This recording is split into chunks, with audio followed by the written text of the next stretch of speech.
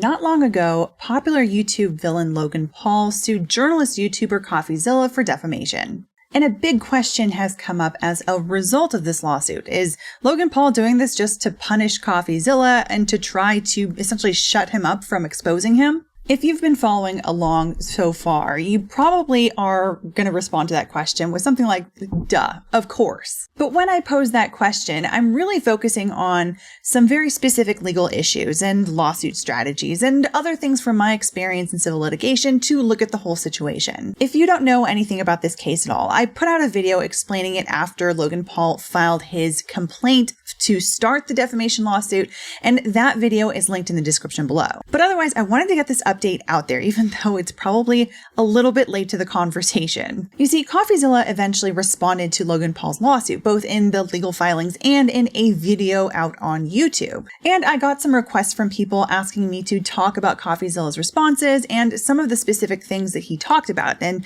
basically to keep up to date on it. And so even though I should have gotten this out ages ago, I know, I wanted to talk about it nonetheless, because there are some interesting legal issues here that have come up in the context of this case that are totally worth talking about. And yeah, I really hate to see what Coffeezilla is having to deal with here, and I really do think that Logan Paul is overall just trying to intimidate him and maybe bankrupt him into silence. As always, watch until the end to see why I think so. Let's get into it.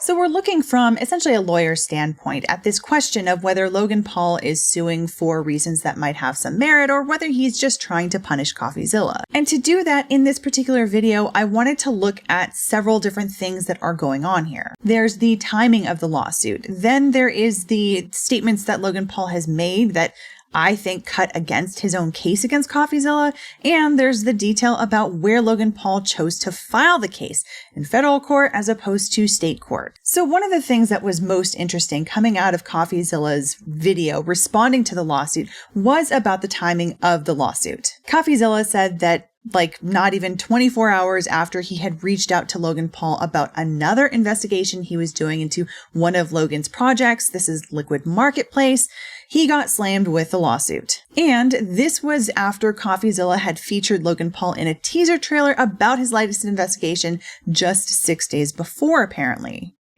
But I've got some fun facts for you that may or may not be related. Did you know 6 days before the lawsuit, I had featured Logan Paul in a teaser for a video? Did you know 21 hours before the lawsuit, I had texted Logan for comment? Did you know I told him he had 24 hours to respond, and Logan sued me 3 hours before the deadline? Yep, that's right. Logan's lawyers then threatened me in that lawsuit email that if I report on this new story, Logan might hold me accountable. And Logan's definition of accountability seems to mean he'll sue me, which is why I believe this lawsuit was not designed to win, but to shut me up, to threaten me, using Logan's wealth and a federal court system without anti-SLAPP to send a message. Do not tell that story. Of course, I don't believe that's the only reason I was sued. Clearly, Logan wanted to sue me for a while, but I believe this new investigation played a role in pulling the trigger. Maybe Logan's team will deny this. Maybe they'll say it's coincidence they sued 3 hours before a deadline. Maybe it's coincidence I announced a story about Logan 6 days before, and maybe it's coincidence that Logan's lawyers threatened me about this new story while suing me for the last story that I hadn't discussed in 6 months. But I don't think so. Now, one thing that I do want to explain is that when it comes to filing a complaint to open up a lawsuit, according to my experience as a civil litigator, there's usually a certain amount of runway of time that you need before that complaint gets filed. For one thing, obviously you need some time to draft the document up. Depending on the firm's practices and how recently you may have filed a different lawsuit with similar claims or maybe the same claims, it might take a good number of hours just to get that first draft out. Then the complaint is usually reviewed by someone else at the firm, maybe a more senior associate at the firm or maybe a partner. Maybe it'll get reviewed a couple times even. And depending on the timing that they might have on their hands with other cases and other things that they are worrying about in their particular position, you might need to have some time budgeted in order for them to be able to review it properly and get it back to you as well. Then once it's basically reviewed and it's good to go to be filed, before you do that, generally speaking, it still is sent to the client one last time, particularly so that they can review the facts section maybe, and just to ensure that you got everything correct in the facts section of that particular complaint and make sure that you're not alleging things that are not actually true. And so this process can often take multiple days. And in fact, it typically does in my experience. And so when we're looking at the full run up to the time the complaint is actually filed and looking back at the date that you have maybe made the decision to go ahead and file, that's usually a decision that was made, I don't know, it could be like a week in advance. That, of course, is assuming that this isn't like some kind of an emergency filing where the client walks through the door and tells you their story and you realize partway through, holy crap, we have a statute of limitations that's going to be running out like tomorrow, so we need to get this out today kind of thing. Those do happen. They're thankfully fairly rare, but they do happen and they're super stressful when they do. But anyway, basically looking at Coffeezilla's experience, it could very well be that Logan Paul saw Coffeezilla's teaser trailer and thought, here we go again, and decided to call his lawyers to file a lawsuit in the hopes that he could get Coffeezilla to drop his investigation. However, there is another important factor here that could make that a mere coincidence. You see, when I first talked about this lawsuit, I remarked about how surprised I was about the fact that the statements that Logan Paul was alleging are defamatory don't come from the original Coffeezilla video series on Cryptozoo. But then, looking back, I'm just going to blame pregnancy brain because it's actually a no-brainer why Logan didn't sue over those initial videos. He couldn't. You see, when it comes to civil claims, there are always statutes of limitations, and they can vary from one claim to another as well as from state to state. Most civil claims, however, are usually going to have a statute of limitations of 2 or 3 years. Defamation, however, has a 1-year statute of limitations. So since Coffeezilla's initial videos on the subject came out around December 2022, maybe as late as January 2023, I think it was mostly December though, Logan's complaint, which was filed on June 27th, 2024, falls way behind that deadline. So he is completely barred from alleging that those statements are defamatory unless Coffeezilla somehow makes a later statement that incorporates those prior statements. We saw this in the Johnny Depp versus Amber Heard defamation case where Depp sued Heard over a Washington Post op-ed that she wrote. In the article, she said something along the lines of, 4 years ago, I became the face of domestic violence, yada, yada, yada. And so in order to evaluate the truth or falsity of this new statement in the op-ed, we had to look at the things that she had said 4 years before that made her the face of domestic violence, supposedly, according to her. Anyway, I don't know that I see the same situation here with the statements Coffeezilla made that Logan does allege in the complaint are defamatory, but we don't need to go into too much detail about that particular issue right now. The important thing that I'm really focusing on here is the statute of limitation. And actually, when you look at the date that Logan actually filed the complaint, and then you look at the date of these allegedly defamatory statements, you also realize another thing. Logan was bumping right up into the statute of limitations for 2 out of these 3 statements as well. Specifically, he filed the complaint on June 27th, 2024. And in the complaint, he makes allegations about 3 statements that he says are defamatory. The first one was made on June 29th, 2023. The second one was made on June 30th, 2023. And the third was made on January 5th, 2024. So this complaint was filed just under the statute of limitations deadline for 2 of these 3 statements, which were about to expire by June 29th and June 30th, 2024, respectively. And if you look at a calendar of June 2024, you can actually see that he got even closer to running out of time. You see, June 29th and June 30th in 2024 both fall on a weekend, days when the court isn't even open for a lawsuit to be filed. So the last day to actually file this complaint and keep those 2 claims was actually June 28th, 2024, the day after Logan actually filed it. So yeah, this complaint got in basically by the skin of its teeth to be able to retain those first 2 claims, which tells me personally, there's actually a really good chance that the timing of Coffeezilla's investigation into Liquid Marketplace was maybe more of a happy coincidence for Logan than anything else. Happy from his perspective, of course. Or it may be something that Logan was on the fence about for a really long time, and then once Coffeezilla started talking about Liquid Marketplace, Logan decided to go ahead and move forward with it. There is a bit of a hint in the complaint on that possibility anyway. You see, in the complaint, with each of these allegedly defamatory statements, the complaint talks about the reach of each of these statements on social media. And anytime you give metrics on something like that, you're going to need to give a certain landmark for that metric. Usually it looks something like, by such and such date, there were this many impressions of this tweet. This kind of a statement is given to indicate how much damage the allegedly defamatory statements made, how far and wide it went, how many people saw it. And what's interesting is that for the first statement, at least, it looks like the last time that the law firm drafting the complaint looked at the social media metrics for it was back in May. For example, for the first claim, it says that as of May 20th, 2024,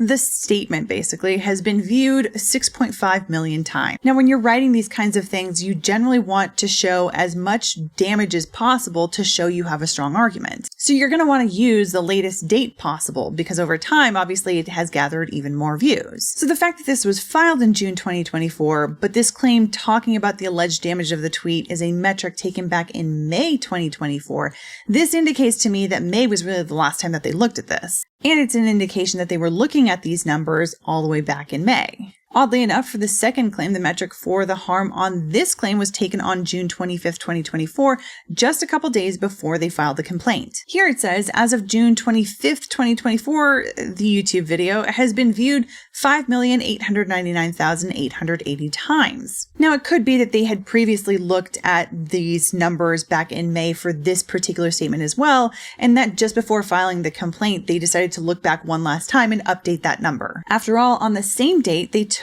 the same metric for the third claim, which was sourced from another YouTube video. All of that is to say that there is an indication that this particular complaint, or at least parts of it anyway, were either already drafted up or at least the information for drafting it was gathered up at some point much, much earlier than it was filed.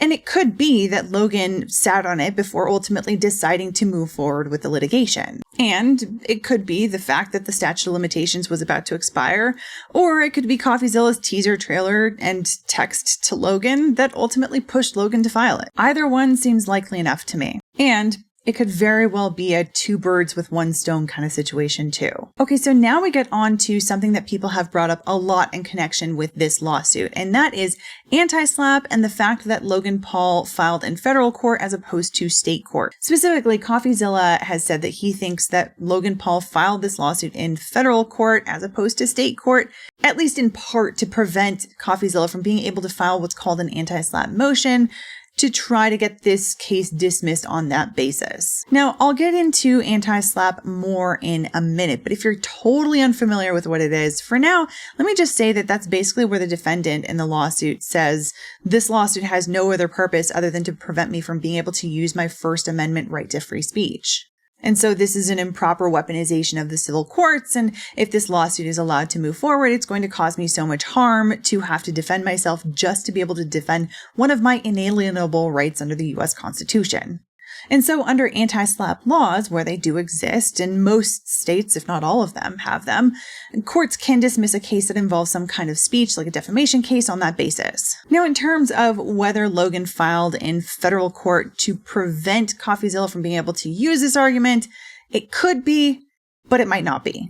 To explain why, let me first back it up a little bit more to explain some things so that everyone can understand what we're talking about here. First, let's do a tiny bit of civil procedure background. Not enough to bore you, hopefully, but just enough to explain some things. Now, when you file a lawsuit, you're faced with a choice. Do you file in state court or do you file in federal court? Typically, the default rule is you're supposed to file your lawsuit in state court because they are courts of general jurisdiction. They have jurisdiction over all cases and claims. And federal courts may or may not have jurisdiction over the case that you are filing. But there are two main ways to get your lawsuit into federal court if that's what you want to do. The first is where the federal court has what's called federal question jurisdiction over the suit, and the second is where the federal court has diversity jurisdiction over it. Federal question jurisdiction, as you can imagine, is simple enough. The lawsuit that you're filing is asking the court to come to a conclusion on a question that is federal in nature. So this is when a lawsuit is being filed over some federal statute, or maybe it's a lawsuit where the court is being asked to interpret the U.S. Constitution. These are questions that are federal in nature, so it just makes sense that the federal court is going to have jurisdiction to hear the case. But then, if you look at this particular case, the one that was brought by Logan Paul against Coffeezilla, there's no federal question here. This is a straight garden variety defamation claim, which doesn't ask the court to analyze any federal law whatsoever. So, how did we get to federal court with this one? The answer is with diversity jurisdiction. This is where you look at the two sides of the ledger, the plaintiff side and the defendant side. And if every single plaintiff is from a different state, territory, or even country that is different than every single defendant, then we have diversity of the parties. But it has to be that no plaintiff is from the same place as any defendant. You can have multiple defendants from the same place, multiple plaintiffs from the same place, but none that match each other. Now, there also needs to be damages that are alleged that exceed $75,000, but that's generally pretty easy to do in almost any lawsuit these days. So in this case, we have Coffeezilla and Coffee Break Productions LLC, both of which are Texas residents. Then you have Logan Paul, whose residence isn't alleged in the complaint as far as I could see, but I'm pretty sure he lives in the American territory of Puerto Rico. So we have diversity of the parties, and that's why Logan is able to file in federal court. Now, when we talk about these kinds of decisions, like where a plaintiff is going to file their lawsuit, there's often a legal reason and a strategic reason. For example, we can look back at Depp v. Heard. There was a similar question about why Johnny Depp, a resident of California, chose to sue Amber Heard, also a resident of California, in Virginia of all places. Well, there were two reasons that you could point to. The legal reason was because Depp was suing Heard over the Washington Post op-ed that she wrote, and the Washington Post is headquartered in Virginia. But undoubtedly, he had a strategic reason because of Virginia's anti-SLAPP laws. Similar to what people are saying about this case, but a little bit different. You see, Depp could have also sued Heard in California since they're both residents of California, like I said. California has probably the strongest anti-SLAPP laws in the country, at least as far as I'm aware. I've personally seen them in action since I've successfully gotten litigation dismissed under California's anti-SLAPP laws before. And rocker Marilyn Manson also found this out recently when he sued actress Evan Rachel Wood for defamation and had that claim later gutted by California's anti-SLAPP laws as well. Virginia, on the other hand, has a much weaker anti-SLAPP framework, so it was a much safer place for Depp to file his lawsuit rather than California. So there was a legal reason for Johnny Depp to file in Virginia, and there was also a strategic reason for him to file in Virginia. Okay, so looking at Logan Paul's decision to file in federal court as opposed to state court, we can look at it similarly here. There's a legal reason, and then there's a strategic reason. Now, in terms of legal strategy, to me, it's not a surprise that Logan Paul would want to file in federal court where possible. And that's because there are other benefits to filing in federal court as well. For example, federal courts have a clean, efficient system for filing documents online. They're easy to find through the federal court's docket system, which is called PACER, and federal judges tend not to have as crowded dockets as state courts, so there's a better likelihood of actually hearing your case a little bit sooner in federal court. But where there is also a significant advantage that can impact the substance of your claim, we can't ignore that either. And in Logan Paul's case, he's actually extremely lucky that his defendant not only is a Texas resident, but is also diverse residency-wise from Logan, which enables him to file not just in federal court, but particularly in the Fifth Circuit. Now, what do I mean when I say Fifth Circuit? So in federal courts, the courts of appeal, that's the courts that are between the basic trial court down here, also known as the district court, and then of course the U.S. Supreme Court up here, the courts of appeal that are in between those in the federal system are divided into 12 circuits. Each of these circuits covers a certain region in the U.S. Texas, the state of Coffeezilla's residents, falls under the umbrella of the Fifth Circuit. And so the district court where Logan Paul filed this lawsuit is going to need to follow the case law of the courts above it in the federal court hierarchy. So that means the case law from the U.S. Supreme Court, of course, and case law from the Court of Appeal decisions from the Fifth Circuit. Now, back to anti-SLAPP. As I said, when a defendant files an anti-SLAPP motion, they're basically asking the court to dismiss the lawsuit with a First Amendment argument. And that's because anti-SLAPP comes from the word SLAPP, which stands for Strategic Litigation Against Public Participation. Essentially, SLAPP means that the plaintiff really only filed the litigation for strategic reasons, and that was to prevent the defendant from public participation. In other words, from being able to use their voices they otherwise would and should be allowed under the First Amendment. So anti-SLAPP laws are aimed at creating a mechanism for defendants to get rid of these improper lawsuits as quickly as possible. In California, like I said, anti-SLAPP laws are probably the strongest in the country. There, once a defendant files an anti-SLAPP motion, the entire case gets frozen. Neither side can make discovery demands on the other unless that's for limited purposes for arguing under the anti-SLAPP motion, and even then they have to get court approval for it.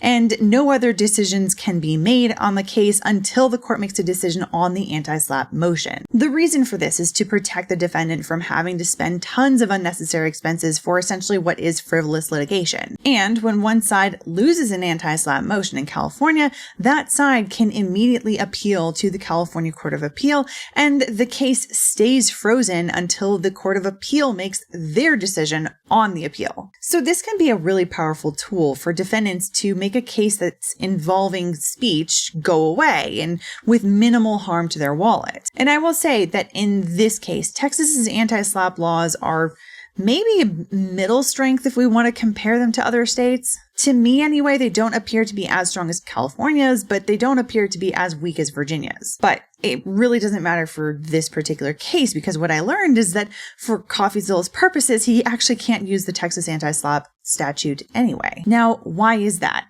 It's because the Fifth Circuit, in my opinion, is weird. I say they're weird because they decided that in federal court, they don't need to apply the state law on anti-SLAPP. And in fact, they decided that they can't apply the state anti-SLAPP law. And because there's no federal anti-SLAPP law passed by Congress, they said, there's also no federal anti-SLAPP law that they can apply to the lawsuit. So in the Fifth Circuit, if you have a defamation claim filed in federal court, anti-SLAPP just doesn't exist apparently. I say this is weird because the Fifth Circuit is literally the only federal court jurisdiction where I have ever heard of any court coming to this kind of a conclusion. I also completely disagree on the Fifth Circuit's reasoning to get to this conclusion, but I'm not going to go into those details because it would require going even deeper into the weeds on this particular topic, since there's a whole legal doctrine called the Erie Doctrine that I personally think that the Fifth Circuit may be misapplied to get there to this conclusion, but we do not need to go there since I don't want to bore you. But the important thing to take away here is that this conclusion that there's, no such thing as anti-SLAPP in federal court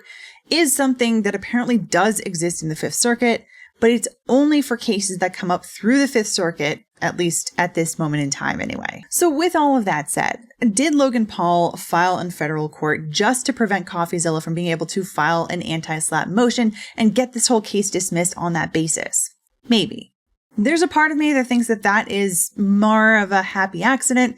Happy, of course, from Logan's perspective, since this is a weird quirk in the Fifth Circuit that I haven't seen anywhere else. Like I said, he has a legitimate legal reason for being able to sue in federal court, and there are other advantages to filing in federal court as well. But it would admittedly be silly to just dismiss the idea that he didn't file in federal court to also get around Texas's anti-SLAPP laws, because that is a pretty huge advantage that he gets from filing there. But I don't know. What do you think? Let me know in the comments down below. Now, we just talked about something that was strategically smart by Logan Paul or his lawyers. But now let's talk about a strategic blunder that Logan made. By that I mean, let's talk about some of the statements that Logan made about Coffeezilla, which could hurt his case. In Coffeezilla's response video, he brought up a few clips of Logan Paul being interviewed by documentarian Graham Bensinger. As it turned out, after Logan and Graham spent some good time together over the Christmas holiday, and Logan talked about seemingly anything and everything, apparently he had some regrets. Most particularly, Logan apparently wanted Graham to remove from the documentary some statements that Logan had made about Cryptozoo and about Coffeezilla. And it doesn't surprise me that he wanted those removed because he made some statements praising Coffeezilla. Panic disorder medication, which, eventually returned to. I guess that's the answer, bro. Yeah. I took her anti-anxiety medication. But I knew we were going to get through it. It was. Did you? I did.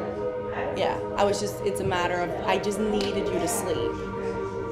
I couldn't sleep yeah, though. That was like, the no, issue. no. Everyone's like, yo, you have to sleep, and I couldn't sleep. And still right now I'm having trouble sleeping. I sleep like 2 hours a night right now. I think my manager, Jeff, of 8 years, and who I consider like family, essentially, like friend, may have worked together with the con man that we hired for a project and stole a couple $1 million from my fans. I cried last night, bro. Did you? Because it's not just a business betrayal. I love this man. How did you find that out? It's deep, Graham. It's deep. I'm gonna try to make this as succinct as possible. This journalist, YouTuber, crypto uncoverer guy named Coffeezilla, who's incredible, by the way. A very thorough, good-hearted, smart guy, did a deep dive into this project that I attempted to make called Cryptozoo. It was a blockchain game that merged real animals to make hybrid animals that don't exist. I spent like 6 months of my life on it, hundreds of thousands of dollars on it, and the project fell apart. And that is an understatement. It is the most convoluted, twisted story full of backstabbing, lying, cheating, misinformation, and Coffeezilla did a 3-part series about it. So Logan here just called Coffeezilla both effing incredible and a very thorough, good-hearted, smart guy. And what's more, he's not just talking about Coffeezilla as a person that relates to people socially. He's talking about Coffeezilla in the context of his work, and most specifically in the context of his work uncovering Cryptozoo. So this is not a good look for Logan Paul's defamation claims. If you've been following my videos on this whole saga, you might remember that because Logan Paul is a public figure, in order for him to win on this defamation claim, he has to prove, among other things, that Coffeezilla not only lied about Logan Paul, but he did so with actual malice. Actual malice is where the defendant either knew with certainty that what they were saying was false, or acted with reckless disregard for the truth or falsity of the matter. On the recklessness side of that, a public figure plaintiff can show actual malice if the defendant said, essentially, it's probably not true, but I'm going to go ahead and say it anyway. Or, to put it another way, a defendant can defeat a public figure's defamation claim if there's evidence that the defendant reasonably relied on information they had available, even if that information ended up being wrong. This is why defamation cases filed by public figures against journalists and publishers of the news, for example, are even more difficult to win. Those are cases where contextually the defendant is in a position where the public knows that what they are saying or writing about is not necessarily based on first-hand knowledge by the journalist. What they write is very likely to be a product of an investigation and interviews and site visits and things like that. And so when the public reads an article that ends up having some facts wrong, it can still be hard to prove defamation if the publisher or journalist can show that they did their due diligence to vet information from the sources of that information. In other words, if the defendant can show that they were thorough in their investigation, that is a solid argument to defeat the plaintiff's actual malice argument. And in the complaint, Logan Paul claimed that because Coffeezilla was just trying to push his own preferred self-serving narrative, he intentionally cut out important contextual information from his viewers. This is what he's saying for actual malice. One of his arguments for actual malice, really. But truthfully, it's probably his strongest actual malice argument in comparison to the others. But anyway, as we saw a moment ago, here in this Graham Bensinger interview, we have Logan admitting that Coffeezilla is effing incredible, and he's a very thorough, good-hearted, smart guy. We can just focus on him saying that Coffeezilla is thorough and good-hearted. Those two accolades do not fit with this other characterization that Logan makes in the complaint that Coffeezilla is both self-serving and intentionally cutting out important context. And the thing is, let's assume for a second that this case goes all the way to trial. I highly doubt that because the vast majority of civil cases either get dismissed or settle out of court. But let's hypothesize that this is one of the very, very few cases that actually ends up going to trial. This statement, along with all of the other statements that Logan made about Coffeezilla and Cryptozoo to Graham Bensinger, and really anyone else for that matter, can be brought in to impeach Logan while on the witness stand. And if he's a plaintiff in this case, he's gonna have to testify. A jury's not gonna look very kindly on a plaintiff who doesn't testify. So if this were to go to trial, he's testifying, and this information is coming in to impeach him, and a jury is not likely to look very kindly on that contradiction. Okay, so that is a big oopsie by Logan Paul to have made all of those admissions in the Graham Bensinger interview. Unfortunately for Coffeezilla, though, this is still going to be a very, very expensive affair. You see, he's been paying for errors and omission insurance over the years, and as it turns out, he just found out after getting this case filed against him that there is a massive gap when it comes to defamation. As a result, defamation apparently isn't covered by this insurance that he's been paying for, even though that's the full purpose for why he's been buying this insurance in the first place. And so that means that his litigation expenses for this lawsuit are not getting covered by his insurance. There is a big question as to who is at fault here for not catching that detail, especially since Coffeezilla apparently, like I said, made it very clear that he was getting this insurance specifically for the possibility of defamation cases. And so there's a question as to whether someone involved in selling Coffeezilla this insurance package is now going to need to worry about their own lawsuit from Coffeezilla. Now, I will say, when I can talk about something that I feel like I have enough experience in or knowledge about, I am more than happy to do so. This kind of insurance litigation, however, particularly where the insurer or someone along the lines might themselves be getting sued, this is not an area that I am terribly familiar with, and I don't want to overinflate the sense of what my knowledge is here for viewers and end up leading viewers astray here. So I don't want to say too much with too much authority on this particular issue. One thing I did see was in the comments of Coffeezilla's video talking about this insurance situation, specifically on his Voidzilla channel. Particularly, I did see some comments from people saying that they are insurance litigators and that they think that there's a good amount of potential liability here on the part of Coffeezilla's broker or his underwriter. I don't know if that's true, but if it is, then Coffeezilla may have cause to sue those individuals to enforce what he was informed were the terms of his insurance. But for now, at this particular moment, it does suck because he has to pay for all of his litigation expenses out of pocket. And if he decides to sue the insurer or sue his broker or underwriter, that's just even more litigation expenses for him to be spending in this whole circumstance. And all of that means that this whole situation could seriously endanger his financial position, whatever it is at the start of all of this. So I wanted to also make sure to let people know that if you hate what's happening with this lawsuit and you want to help Coffeezilla out,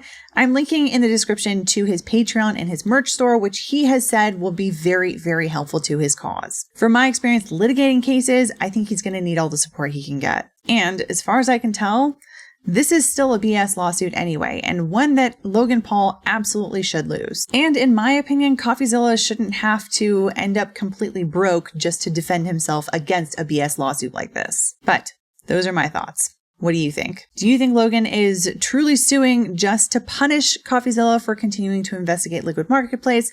Or do you think that he at least has, at least on some level in his own brain, some justification that he at least thinks that he has to file this case? Do you think he filed in federal court just to skirt around Texas's anti-SLAPP laws? Let us know in the comments down below. Otherwise, I hope you enjoyed this or at least found it interesting or informative. And if you did, I would love it if you could hit the like button. It does help us with the YouTube algorithm gods. And if you're new here and you want to see more coverage of crazy cases and interesting legal topics, be sure to hit the subscribe button and the notification bell so you can find out when the next video is out there. And if you're really loving the content and you want to know how to best support the channel and get perks like early access to videos like this one, consider becoming a member of Byte Club. You can join either through YouTube memberships or by becoming a supporter on my Patreon. Links to both are in the description below.